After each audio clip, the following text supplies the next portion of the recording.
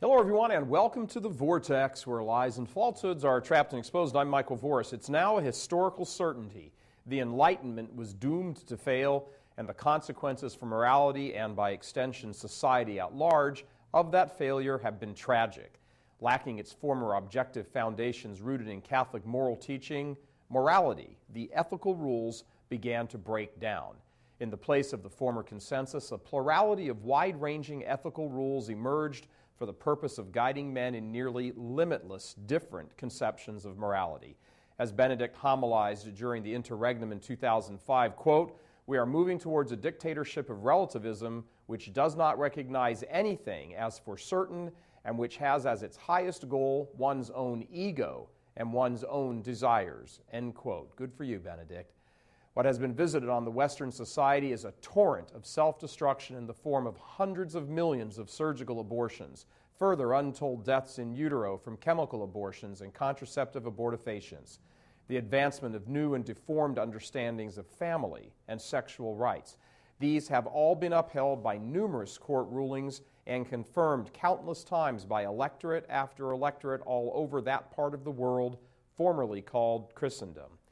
The advent of contraception was hailed as a liberation for women, but was rightly seen by Pope Paul VI in his landmark encyclical Humanae Vitae as the forerunner of a cataclysm that would result in broken homes, the objectification of women, abandoned children and mothers, and a host of other cultural disasters. In the past 50 years, entire populations have been altered to such a degree that the tidal wave is now sweeping through the economies of Western nations. The lack of sufficient numbers of consumers to sustain the engines of economic growth and provide a promise for older generations of a semblance of security is only now beginning to be felt. The generation now beginning to retire will exhaust all its medical and financial resources, as well as borrow heavily from the ever-shrinking generations in its wake.